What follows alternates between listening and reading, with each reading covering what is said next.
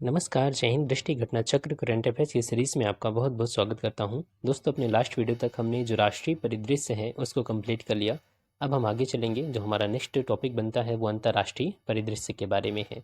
ठीक है, चलिए इन चीज़ों को पढ़ने से पहले यहाँ पर Bharat, Netherland, Nepal, Australia, Turkmenistan, इनके बारे में बताया गया है। लेकिन 15 मार्च से 1 अप्रैल के बीच में कई देशों के प्रतिनिधि भारत आए। आप जानते हैं कि जब से ये यूक्रेन वॉर, रूस और यूक्रेन के साथ ये जो कॉन्फ्लिक्ट आप देख रहे हैं, इस समय इंडिया जो है वो पूरे जियोपॉलिटिक्स के सेंटर में आ चुका है, पूरे केंद्र में है। क्योंकि इंडिया ने अपनी जो स्ट्रेटजिक ऑटोनॉमी है उसको बनाए रखते हुए किसी का भी सपोर्ट नहीं किया, इनडायरेक्टली रसिया का ही सपोर्ट किया। तो जो पश्चिम के राष्ट्र हैं वो कहीं ना कहीं चाहते थे कि जो इंडिया है वो पश्चिम देशों के साथ आए और रसिया का विरोध करे। ठीक है, तो इस वजह से आप देखेंगे तो कई देशों के प्रतिनिधि इंडिया आते हैं 15 मार्च से 1 अप्रैल के बीच में। तो पहले हम इसको देखेंगे, क्योंकि यूपी में भी पिछली बार एक क्वेश्चन पूछा गया था अमेरिका के विदेश मंत्री के बारे में कि कौन थे जो भारत की यात्रा पर आए हुए थे। तो एक नज़र हम पहले इनको देख लेंगे, फिर आएंगे हम मैगजीन पर। सबसे पहले देखिए, कनाडा के उप विदेश मंत्री, इनका क्या नाम है? Marta Morgan. ठीक है, मार्टा मॉर्गन, ये हैं कनाडा के उप विदेश मंत्री जो कि 15 मार्च को आए हुए थे। यहाँ देखेंगे ब्रिटेन की जो फॉरेन सेक्रेटरी हैं, या उन्हें उन्हें ही विदेश मंत्री भी कह सकते हैं, एलिजाबेथ ट्रस, ये 31 मार्च को आई हुई थी, ब्रिटेन की हैं। ऑस्ट्रिया की विदेश मंत्री, ऑस्ट्रिया के विदेश मंत्री ये अलेक्जेंडर सालिनबर्ग, अलेक्जेंडर सालिनबर्ग, यहाँ पर मैप भी दिया गया, यहाँ पर बीच में ऑस्ट्रिया मिलेगा यूरोप में। चीन के विदेश मंत्री तो आप जानते ही होंगे, उनका नाम क्या है? वोंग ई। ये कोशिश कर रहे थे कि जो क्वाड में इंडिया शामिल है, इंडिया क्वाड से हट जाए और एशिया में चाइना और इंडिया मिल करके एक नया गठबंधन बनाते हैं, गुट बनाते हैं, और पूरे एशिया पे हम राज करेंगे। ठीक है, तो इस तरीके से, हालांकि जानते हैं कि चाइना जो है वो कभी भरोसेमंद नहीं रहा है। आगे देखेंगे यहाँ पर जापान, जापान के प्राइम मिनिस्टर आए हुए थे फ्यूमियो किसीदा, ये 22 मार्च को आए हुए थे। श्रीलंका इस समय वित्तीय संकट से जूझ रहा है, तो श्रीलंका के जो वित्त मंत्री हैं वो बेसिल राजपक्षे, ये आए हुए थे 22 मार्च को। ठीक है, तो इंडिया ने कई लाइन ऑफ क्रेडिट भी दिया है, सपोर्ट भी किया है श्रीलंका को। नेपाल के प्राइम मिनिस्टर शेर बहादुर देवबा, ये 1 अप्रैल को आए हुए थे। नाम क्या है? शेर बहादुर देवबा, इतना ध्यान रखना। रूस के विदेश मंत्री ये भी आए हुए थे, सरगेई लावरोव। क्या नाम है इनका? Sergei Lavrov. तो रूस से तो आप क्वेश्चन एक्सपेक्ट कर सकते हैं, रूस से क्वेश्चन पूछा जाएगा। ठीक है, क्या नाम है रूस के विदेश मंत्री का? सरगेई लावरोव, ये 31 मार्च को आए हुए थे इंडिया। और ग्रीस के जो विदेश मंत्री हैं उनका नाम क्या है? निकोस डेंडियास, निकोस डेंडियास, ये आए हुए थे 22 मार्च को। और मेक्सिको के विदेश मंत्री मार्सेलो कैसाबोन, मार्सेलो कैसाबोन, ये। और यहाँ पर देखेंगे अमेरिका के, इन्होंने एक काफ़ी भड़काऊ बयान दिया था। अमेरिका के जो डिप्टी एनएसए हैं, नेशनल सिक्योरिटी एडवाइज़र, राष्ट्रीय सुरक्षा सलाहकार, इनका क्या नाम है? ये भारतीय मूल के हैं, इसी वजह से इनका नाम देखिए दलीप सिंह है, दलीप सिंह। ओमान के विदेश मंत्री, ओमान, इनका नाम है बद्र अल बुसैदी। ठीक है, बद्र अल बुसैदी, ये भी इंडिया आए हुए थे। तो इस तरीके से आप देख रहे हैं जो मार्च और मिड अप्रैल, या मिड अप्रैल नहीं 1 अप्रैल तक ही कई देशों के जो प्रतिनिधि भारत आते हैं, यहाँ से क्वेश्चन बनने की संभावना थोड़ी बढ़ जाती है। ठीक है, तो ये इस पॉइंट को आप स्क्रीनशॉट लेकर के भी याद रख सकते हैं। ये एक दैनिक भास्कर का कट है। ठीक है, इसको मैंने लगा दिया। अब हम चलते हैं मैगजीन की ओर, देखते हैं इसमें क्या खास बातें बताएगी। सबसे पहला जो पॉइंट इसमें है, इंडिया नीदरलैंड के बीच में है। नीदरलैंड के जो राजा विलियम अलेक्जेंडर और वहाँ की जो रानी है उनका नाम है मैक्सिमा, इनके निमंत्रण पर हमारे प्रेसिडेंट रामनाथ कोविंद जी ने 4 से 7 अप्रैल 2022 के बीच में नीदरलैंड की अपनी राजकीय यात्रा संपन्न किया। अब यहाँ पर देखिए, ये पिछले 34 सालों में अभी कोई भी हमारे देश का राष्ट्रपति यहाँ पर नहीं गया हुआ था। तो पिछले 34 सालों में या किसी भारतीय राष्ट्राध्यक्ष की नीदरलैंड की पहली यात्रा है। ठीक है, ध्यान रखना है, 34 साल बाद कोई इंडियन प्रेसिडेंट नीदरलैंड गया हुआ है। इससे पहले कौन गया था? तो इससे पहले 1988 में उस समय के जो राष्ट्रपति थे आर वेंकट रमन, ये गए हुए थे नीदरलैंड की यात्रा पर। अब यहाँ देखिए, जो इंडिया और नीदरलैंड है वो अपनी राजनयिक संबंधों की 75वीं वर्षगांठ भी मना रहे हैं। और वहाँ पर ट्यूलिप गार्डन था, उस ट्यूलिप गार्डन में एक नई प्रजाति ट्यूलिप की आई है, उसको हमारे प्रेसिडेंट ने नाम दिया है मैत्री। क्या नाम दिया है? मैत्री। अब आप इसको इमेज में देख सकते हैं, यहाँ देखिए, ये सबसे पहले तो नीदरलैंड का आप मैप देख लीजिए। यहाँ पर मिलेगा, ये है नॉर्थ सी, ठीक है, नॉर्थ सी से सटता हुआ यहाँ पर आपको मिलेगा नीदरलैंड। और उस वहाँ के जो राजा हैं, यहाँ देखिए ये वेलकम हो रहा है हमारे प्रेसिडेंट का, ठीक है, वहाँ के राजा और वहाँ की क्वीन मैक्सिमा। और यहाँ पर ये है येलो, जो पीली प्रजाति का एक ट्यूलिप फूल है जिसको मैत्री नाम दिया गया है, ठीक है, ध्यान रखना। चलिए नेक्स्ट जो है वो इंडिया तुर्कमेनिस्तान के बारे में है।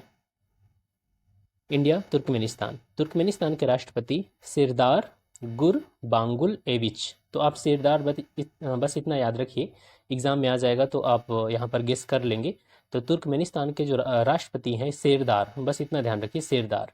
इनके निमंत्रण पर हमारे प्रेसिडेंट गए हुए थे 1 से 4 अप्रैल 2022 के बीच में तुर्कमेनिस्तान। अब आप डेट देखेंगे तो हमारे प्रेसिडेंट पहले गए हुए थे तुर्कमेनिस्तान 1 से 4 अप्रैल, और उसके बाद देखेंगे 4 से 7 अप्रैल नीदरलैंड। तो पहले तुर्कमेनिस्तान गए हुए थे, फिर पहुंचे नीदरलैंड, ठीक है। और ध्यान रखना, यह किसी भारतीय राष्ट्रपति की तुर्कमेनिस्तान की पहली यात्रा है।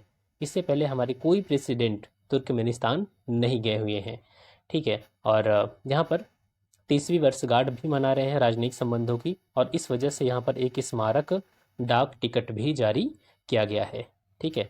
भारत तुर्कमेनिस्तान स्मारक डाक टिकट, 4 समझौता ज्ञापनों पर हस्ताक्षर भी हुआ है, मेमोरेंडम ऑफ अंडरस्टैंडिंग।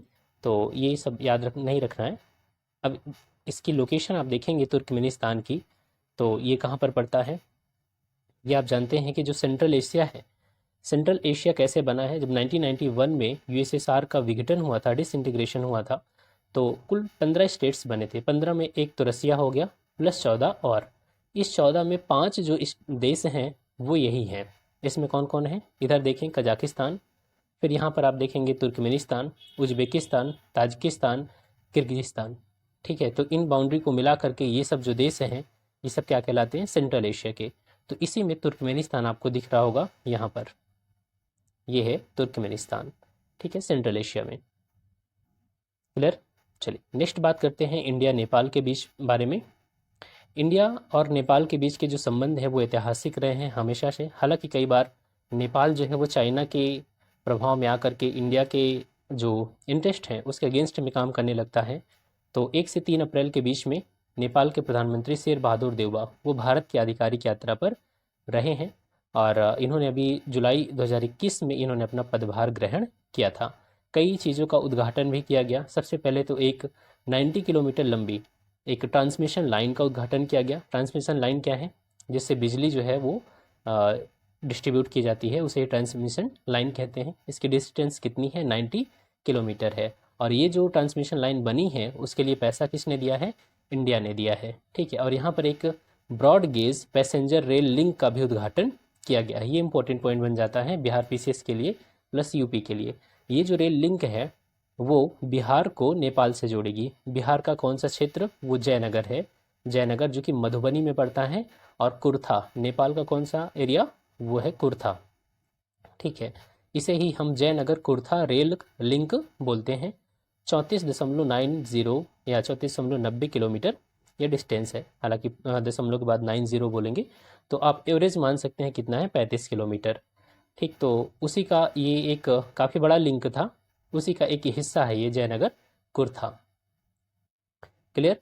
अब यहाँ पर ध्यान से देखना, नेपाल के बारे में अगर बात करें तो नेपाल जो है वो हमारे देश के किन किन हिस्सों से बाउंड्री बनाता है। तो आप देख रहे होंगे नेपाल का मैप, ये है उत्तराखंड, और पूरा यहाँ पर ये देख रहे होंगे उत्तर प्रदेश और फिर बिहार, ठीक है। फिर इसके बाद देखेंगे इधर सिक्किम, और बस यहाँ तक ये बाउंड्री बनाता है।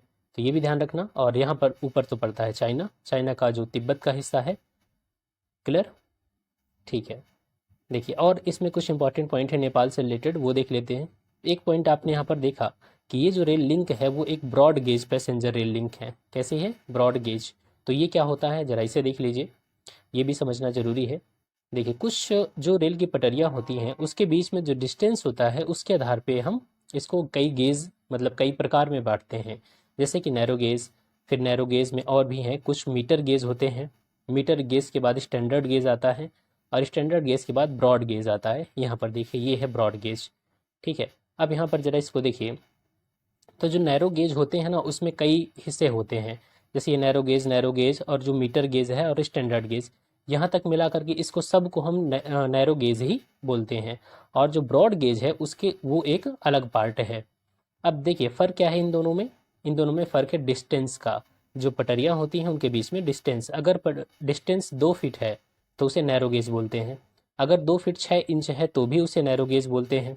ठीक है, 2 फीट 6 इंच, 3 फीट या स्टैंडर्ड गेज, यहाँ तक देखिए 4 फीट 8.5 इंच तक अगर डिस्टेंस है तो भी उसे हम क्या बोलते हैं, नैरो गेज ही लगभग बोल देते हैं।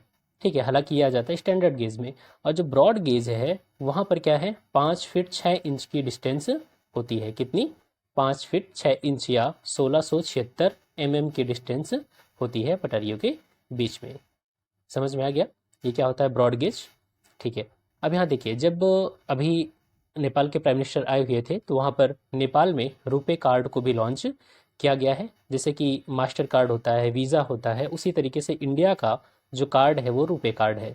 रुपे कार्ड को नेपाल में भी लॉन्च किया गया है। नेपाल ने क्या किया, जो आईईसी हमारा है, भारत के नेतृत्व में एक गठबंधन इंटरनेशनल सोलर अलायंस, इस फ्रेमवर्क समझौते पर इसने हस्ताक्षर भी कर दिया है। और इस तरीके से जो नेपाल है 105वां मेंबर बन चुका है किसका, आईएसए का, international solar alliance. International solar alliance के बारे में अगर हम बात करें, अच्छा हाँ एक पॉइंट और है फिर बात करेंगे उसकी। देखिए, जो शेर बहादुर देवबा नेपाल के प्राइम मिनिस्टर थे वो वाराणसी भी गए हुए थे और वहाँ पर उन्होंने जो मंदिर है ना भगवान शिव का, तो वहाँ पर भी वो गए हुए थे।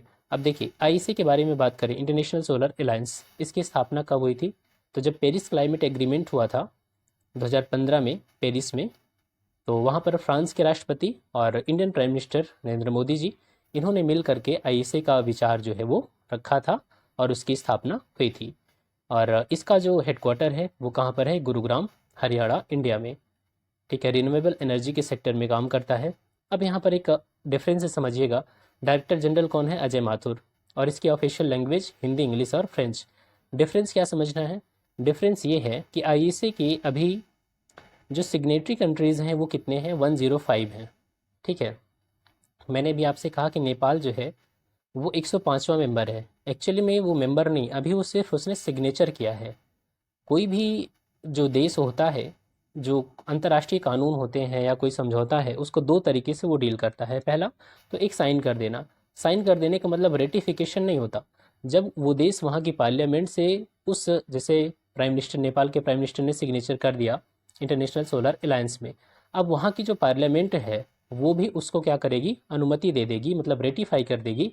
तब जो नेपाल है वो आईएसए का मेंबर बन जाएगा। अभी तक 81 कंट्रीज़ ऐसे हैं जो मेंबर हैं और 105 कंट्रीज़ ऐसे हैं जो सिग्नेटरी हैं। ठीक है, तो इस चीज़ को आपको ध्यान में रखना है। ये बात हमने कर लिया आईएसए के बारे में। नेक्स्ट टॉपिक हमारा है इंडिया ऑस्ट्रेलिया के बारे में है। अभी हाल ही में 21 मार्च 2022 को इंडिया और ऑस्ट्रेलिया के मध्य दूसरा वर्चुअल शिखर सम्मेलन का आयोजन किया गया। शिखर का मतलब क्या होता है, शिखर का मतलब होता है कि उस देश के जो टॉप के लीडर्स हैं, जैसे कि प्राइम मिनिस्टर या प्रेसिडेंट, इनके बीच में जो वार्ता होती है उसे शिखर सम्मेलन कहते हैं। यहाँ देखिए, तो हमारे जो प्राइम मिनिस्टर नरेंद्र मोदी जी और ऑस्ट्रेलियाई प्राइम मिनिस्टर स्कॉट मॉरिसन, इन्होंने पार्टिसिपेट किया था। तो ऑस्ट्रेलिया के प्राइम मिनिस्टर कौन है, स्कॉट मॉरिसन। ये जो वर्चुअल शिखर सम्मेलन है, पहला कब हुआ था, तो पहला 2020 में हुआ था और सेकेंड वाला अभी हुआ है। और इसमें एक समझौता हुआ है, एक समझौता, उसका नाम क्या है, यहाँ ध्यान से देखना, ECTA, economic cooperation and trade agreement, इस पर सिग्नेचर किया गया है। तो आपसे एग्जाम में पूछा जा सकता है कि किस देश के साथ आर्थिक सहयोग एवं व्यापार समझौता किया गया है, तो वो ध्यान रखना किसके साथ हुआ है, ऑस्ट्रेलिया के साथ ये समझौता किया गया है। ठीक है, नेक्स्ट चलते हैं भारत जापान के बारे में। 19 से 20 मार्च 2022 के मध्य जापान के जो प्राइम मिनिस्टर फुमियो किशिदा, ये भारत की आधिकारिक यात्रा पर आए हुए थे और उनकी इस यात्रा के दौरान 14वां भारत जापान वार्षिक शिखर सम्मेलन का आयोजन किया गया। तो एक बार इंडिया में होता है, एक बार जापान में होता है। तो इस बार इंडिया में हुआ तो वहाँ के प्राइम मिनिस्टर यहाँ पर आए हुए थे। ठीक है, अब इसमें देखिए, इस शिखर सम्मेलन के दौरान जापान ने अगले 5 वर्षों के दौरान भारत में 5 ट्रिलियन येन, जापान की मुद्रा क्या है, एन है। ठीक है, तो 5 ट्रिलियन एन मतलब अगर इसको डॉलर में आप चेंज करेंगे, कन्वर्ट करेंगे, तो ये 42 बिलियन डॉलर बनता है। इतने निवेश करने का लक्ष्य निर्धारित किया है। तो अपने आप में ये बहुत ज़्यादा रकम है। और इंडिया जापान के मध्य जो रिलेशन है, भले ही इंटरनेशनल लेवल पे कुछ मतभेद हो सकते हैं, जैसे कि यूक्रेन का मुद्दा है, जापान यूक्रेन का सपोर्ट करता है, इंडिया ने खुल करके यूक्रेन का सपोर्ट तो नहीं किया। बावजूद इसके इंटरनेशनल लेवल पे इतने मतभेद के बावजूद इंडिया जापान के जो रिलेशन है वो काफ़ी अच्छे हैं, और इसी की वजह से आप देख रहे हैं कि इन्वेस्टमेंट भी काफ़ी ज़्यादा करने की बात की गई है इसमें। बस इतना सा ठीक है। नेक्स्ट है इंडिया ऑस्ट्रेलिया के बीच में, ये सितंबर 2021 की घटना के बारे में बताया गया है। इंडिया और ऑस्ट्रेलिया के बीच में 2+2 डायलॉग हुआ है। 2+2 डायलॉग नई दिल्ली में। ध्यान रखना 2+2 डायलॉग में क्या होता है, दो देशों के विदेश मंत्री, फॉरेन मिनिस्टर और डिफेंस मिनिस्टर ये पार्टिसिपेट करते हैं, और जो उस समय के जो उनके मुद्दे होते हैं उस पर वो वार्ता करते हैं। अब ध्यान रखना क्वेड के जितने भी मेंबर हैं, क्वेड के इंडिया को छोड़ दीजिए, क्वेड के कौन कौन मेंबर हो गए, सबसे पहले तो यूएसए, फिर हो गया जापान और फिर हो गया ऑस्ट्रेलिया। इन तीनों देशों के साथ तो हमारी 2+2 डायलॉग तो होता ही है। इसके अलावा अभी जब रसिया के प्रेसिडेंट व्लादिमीर पुतिन आए हुए थे दिसंबर में शायद, तब रसिया के साथ भी हमारा 2+2 डायलॉग हुआ है। ठीक है, तो इन देशों के साथ 2+2 डायलॉग का आयोजन किया जाता है। अब इसमें देखेंगे तो जो ऑस्ट्रेलिया के रक्षा और विदेश मंत्री हैं वो कौन कौन हैं, यहाँ देख सकते हैं। वहाँ के विदेश मंत्री मारिस पायने और पीटर ड्यूटन, ये कौन है, रक्षा मंत्री हैं। और भारत की ओर से तो विदेश मंत्री आप जानते ही हैं, एस जयशंकर और राजनाथ सिंह, ये डिफेंस मिनिस्टर, इन्होंने इसमें पार्टिसिपेट किया था। और बस इन चीज़ों को ध्यान में रखना है, और कोई ख़ास बात नहीं है पीटी के लिए, बाकी चीज़ें ये मेंस के लिए इंपॉर्टेंट हो जाती हैं। नेक्स्ट है भारत डेनमार्क के बारे में। भारत और डेनमार्क के बीच में 9 सितंबर 2021 को एक हरित रणनीतिक साझेदारी, ग्रीन स्ट्रेटेजिक पार्टनरशिप, इसके अंग के रूप में नई दिल्ली में अब तटीय पवन एवं नवीकरणीय ऊर्जा हेतु एक संयुक्त उत्कृष्टता केंद्र, joint centre of excellence for offshore wind and renewable energy, इसको लॉन्च किया गया। अब ध्यान रखना आपसे क्वेश्चन कैसे पूछा जाएगा, ये पूरा नाम दे दिया जाएगा, अब तटीय पवन एवं नवीकरणीय ऊर्जा हेतु एक संयुक्त उत्कृष्टता केंद्र। इसके लिए किस देश के साथ समझौता किया गया है, क्वेश्चन इस तरीके से पूछा जाएगा। तो ध्यान रखना ये जो समझौता है किसके साथ हुआ है, डेनमार्क के साथ हुआ है। ठीक है, और इसमें हाँ एक जो ये बनाया जाएगा सेंटर, वो एक नॉलेज हब होगा, नॉलेज हब के रूप में काम करेगा। ठीक है, चलिए नेक्स्ट है इंडिया और अमेरिका के बीच में। इंडिया और अमेरिका के बीच में एक समझौता हुआ, जो समझौता है strategic clean energy partnership, America Bharat America रणनीतिक स्वच्छ ऊर्जा भागीदारी। इस समय जो पूरी दुनिया है वो ग्लोबल वार्मिंग, क्लाइमेट चेंज से जूझ रही है, और इसी की वजह से जो क्लीन एनर्जी है उसको भी प्रमोट किया जा रहा है। और क्लीन एनर्जी कोई एक देश पूरी तरीके से उसको उसमें सफलता हासिल नहीं कर सकता, इसमें इंटरनेशनल कोऑपरेशन बहुत ज़रूरी होगा। इसी की वजह से इंडिया और अमेरिका इस क्षेत्र में मिल करके काम कर रहे हैं, और ये जो पार्टनरशिप है इसी के लिए पार्टनरशिप की गई है, भारत अमेरिका रणनीतिक स्वच्छ ऊर्जा भागीदारी। ठीक है, बस इतना ध्यान रखना इसमें। और इसमें देख लेते हैं कुछ और बातें हैं। 22 से 23 अप्रैल के बीच 2021 में लीडर्स समिट ऑन क्लाइमेट, ये एक समिट हुआ था जिसमें हमारे प्राइम मिनिस्टर नरेंद्र मोदी जी और अमेरिकी राष्ट्रपति जो बाइडेन, इन्होंने एक जलवायु एवं स्वच्छ ऊर्जा एजेंडा 2030 भागीदारी की घोषणा किया था। क्योंकि आप जानते हैं जो एसडीजी का लक्ष्य है वो 2030 है, 2030 तक एसडीजी के लक्ष्य को हासिल करना है। और जो पेरिस क्लाइमेट एग्रीमेंट है उसका भी टारगेट यही 2030 ही है। इसी की वजह से जो यहाँ पर एजेंडा बनाया गया है वो कितना बनाया गया है, 2030 बनाया गया है। ठीक है, और इंडिया का टारगेट क्या है, 2030 तक 450 गीगावाट रिन्यूएबल एनर्जी को स्थापित करना। ठीक है, तो इतना आपको ध्यान में रखना है। चलिए नेक्स्ट बात करते हैं भारत और मालदीव के बारे में। अभी हाल ही में या मई 2021 की यह घटना है। यहाँ पर भारत ने कहा कि भारत जो है अड्डू शहर, जो मालदीव का अड्डू शहर है, वहाँ पर एक कॉन्सुलेट जनरल खोलेगा। ठीक है, वाणिज्य दूतावास अड्डू शहर में, कहाँ पर, मालदीव के अड्डू शहर में। बस पीटी के लिए इतना इंपॉर्टेंट है। और नेक्स्ट है भारत दक्षिण कोरिया। दिल्ली कैंट में अभी भारत दक्षिण कोरिया मैत्री पार्क का उद्घाटन किया गया है। कब, मार्च 2021 में दिल्ली कैंट में भारत कोरिया मैत्री पार्क। अब यहाँ पर देखिए, जो कोरियाई युद्ध हुआ था 1950 से 53 के बीच में, उस युद्ध में इंडिया ने कोरिया का सपोर्ट किया था, साउथ कोरिया का, और उसमें भारत का काफ़ी योगदान रहा है। ठीक है, तो उसी के स्मारक के रूप में इसको बनाया गया है ये पार्क को। और ये 6 एकड़ में मतलब ये विस्तृत है। और ध्यान से देखना, ये जो पार्क है भारत सरकार के रक्षा मंत्रालय, भारतीय थल सेना, दिल्ली छावनी बोर्ड, कोरियाई दूतावास और साथ में जो कोरियन वॉर वेटरन्स हैं, मतलब कि जिन्होंने उस समय लड़ाई लड़ी थी, इन सभी का परामर्श लेकर के इसे विकसित किया गया है ताकि सभी की इसमें सहभागिता हो। ठीक है, नेक्स्ट है भारत बांग्लादेश के बारे में। अभी 26 से 27 मार्च 2021 को हमारे जो प्राइम मिनिस्टर थे उन्होंने बांग्लादेश की राजकीय यात्रा संपन्न किया। बांग्लादेश के जो प्रधानमंत्री हैं शेख हसीना, उनके निमंत्रण पर। कोविड की जो सिचुएशन रही है, हमारे प्राइम मिनिस्टर बहुत ही कम यात्रा किया था उन्होंने। तो कोविड-19 महामारी के प्रकाश में आने के बाद हमारे प्राइम मिनिस्टर की पहली विदेश यात्रा थी और इसमें कई घटनाओं को यहाँ पर देखेंगे संपन्न किया गया। सबसे पहले तो देखिए, मुजीब बोरसो अर्थात ये जो शेख मुजीबुर रहमान हैं, इनके पिताजी, जो अभी आपने देखा जो इस समय बांग्लादेश की प्राइम मिनिस्टर शेख हसीना है, तो इनकी तो जन्म शताब्दी रही है 2021। भारत बांग्लादेश के मध्य राजनयिक संबंधों की स्थापना के 50 साल पूरे हो गए, क्योंकि 1971 में जो पूर्वी बंगाल था वो बांग्लादेश बन गया। ठीक है, और बांग्लादेश के स्वतंत्रता संग्राम की 50वीं वर्षगांठ। तो ये 3 घटनाएं स्मरणीय हैं, इनको ध्यान रखना है। और मुख्य अतिथि के रूप में, गेस्ट ऑफ ऑनर के रूप में भी हमारे प्राइम मिनिस्टर शामिल हुए थे, क्योंकि वहाँ पर भी तो जैसे हम स्वतंत्रता संग्राम मनाते हैं, स्वतंत्रता दिवस, उसी तरीके से वहाँ पर भी मनाया जाता है। तो ये बांग्लादेश की स्वतंत्रता की स्वर्ण जयंती थी, क्योंकि 50 साल पूरे हो गए। तो गेस्ट ऑफ ऑनर के रूप में किसे बुलाया गया था? इंडिया के प्राइम मिनिस्टर को। यहाँ पर ध्यान से देखना, 2020 का जो गांधी शांति पुरस्कार है वो शेख मुजीबुर रहमान को दिया गया मरणोपरांत। इसके अलावा 1000 सुवर्णो जयंती छात्रवृत्ति देने की भी घोषणा की गई, ताकि जो बांग्लादेश के युवा हैं वो इंडिया में आकर के पढ़ाई कर सकें। ठीक है, और दिल्ली विश्वविद्यालय में एक बंगबंधु पीठ, एक बंगबंधु चेयर भी स्थापित करने का निर्णय लिया गया। साथ में 6 दिसंबर को मैत्री दिवस के रूप में मनाने का निर्णय लिया गया। ठीक है, अगर हम बांग्लादेश की बात करें तो जो बांग्लादेश है वो इंडिया के किन स्टेट्स के साथ बाउंड्री बनाता है, तो आप जानते हैं कि बांग्लादेश सबसे ज़्यादा बाउंड्री शेयर करता है, सबसे लंबी। तो सबसे पहले यहाँ पर वेस्ट बंगाल, और वेस्ट बंगाल को देखेंगे तो यहाँ तक जाता है ये असम तक। ठीक है, तो बांग्लादेश जो है वो पहला तो वेस्ट बंगाल से, फिर असम से, फिर मेघालय, फिर त्रिपुरा और इधर मिजोरम।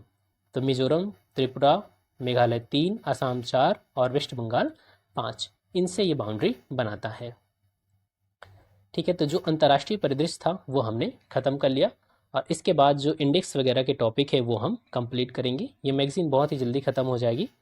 ठीक है, तो मिलते हैं नेक्स्ट वीडियो में। और हाँ, वीडियो अच्छा लगा हो तो कमेंट सेक्शन में ज़रूर बताना, और वीडियो लाइक करना बिल्कुल मत भूलना। Thanks for watching, keep smiling.